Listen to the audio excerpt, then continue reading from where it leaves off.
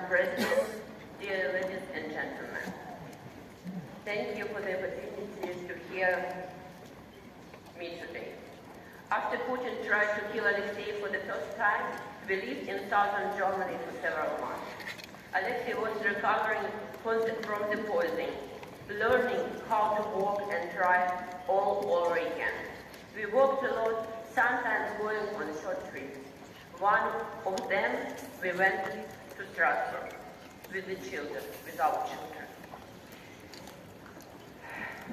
This is one of my and Alexei's favorite cities.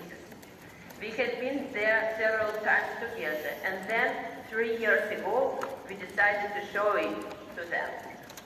Now my husband is dead. I'm back to Strasbourg, but I'm no longer walking around with my family. I stay here and address you and in your person the whole Europe. I thought that in 12 days since Alexei's murder, I would have time to prepare for this speech. But first we spent a week getting Alexei's body and organizing funeral. Then I chose the cemetery and coffin. The funeral will take place the day after tomorrow. And I'm not sure yet whether it will be peaceful or whether police will arrest those who have come to say goodbye to my husband.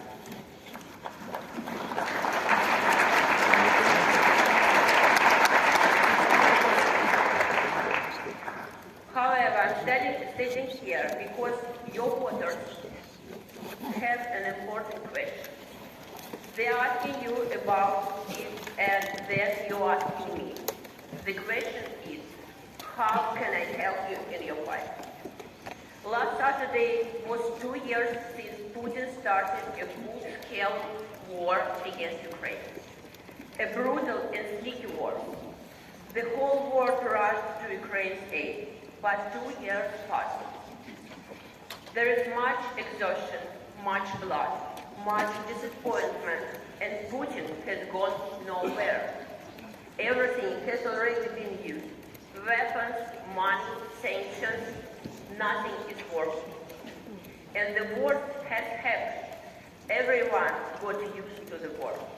Here and there people start to say, well, we'll have to come to an agreement with Putin anyway.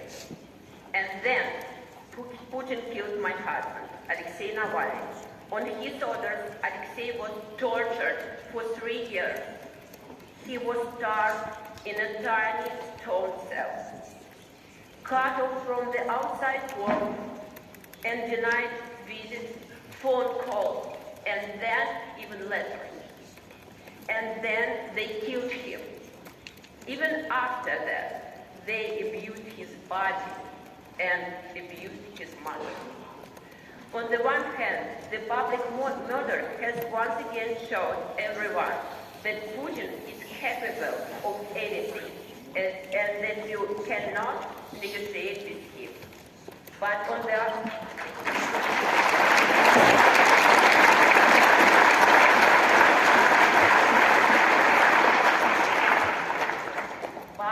other side, I can also see how shocked everyone is. Many people have the feeling that Putin cannot be defeated at all. And in this desperation, they are now asking me, how can I help you? And I'm thinking about how Alexei would answer this question. I will try answer, but to do so, I have to tell you a little about what he was like. Alexei was an inventor. He always had a new idea for everything, but especially in politics. You have elections at the beginning of June. Many of you will be campaigning, meeting voters, giving interviews, shooting commercials. Now imagine that all of this is impossible. No TV station will do an interview with you. No money in the world can help you with the commercial. And the voters who came to the meeting will be arrested along with the candidate. Welcome to Putin's Russia.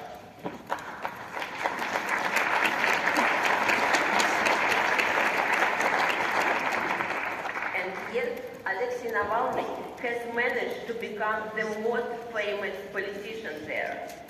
He was able to inspire millions of people with his ideas. How did he do that?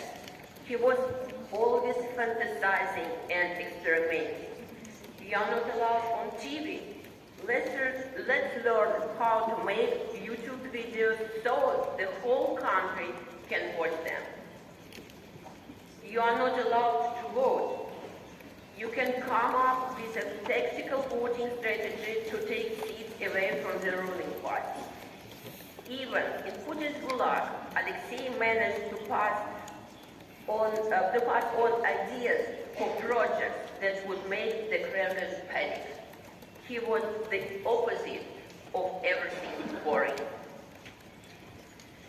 This is the answer to the question. If you really want to defeat Putin, you have to become an innovator. You have to stop being boring. You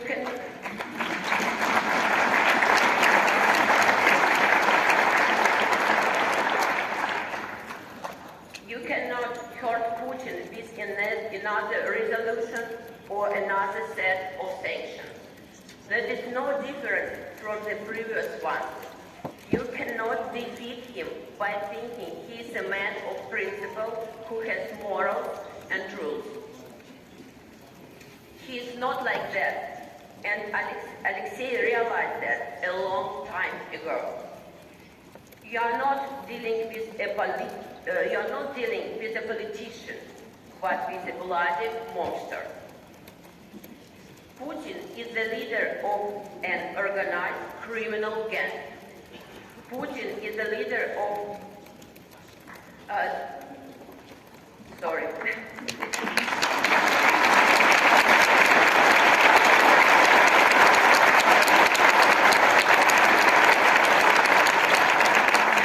It's good to repeat it again. Putin is the leader of organized criminal gang. This includes...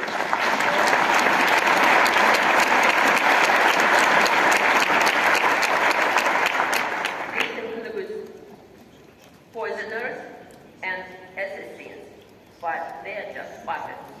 The most important thing is the people close to Putin, his friends, associates, keepers of mafia money. You and all of us must fight the criminal gang, and the political innovation here is to apply the methods of fighting organized crime, not political competition.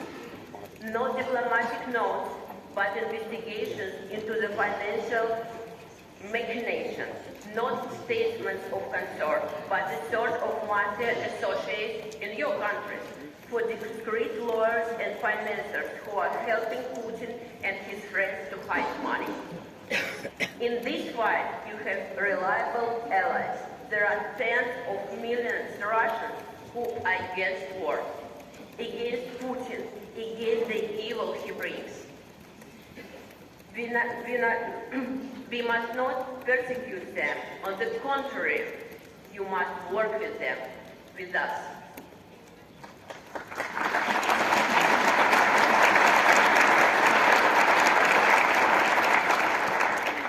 Putin must answer for what he has done with my country. Putin must answer for what he has done to a neighboring peaceful country.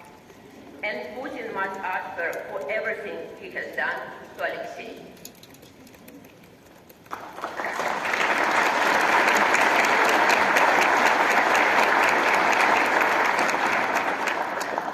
My husband will never see what the beautiful Russia of the future will look like.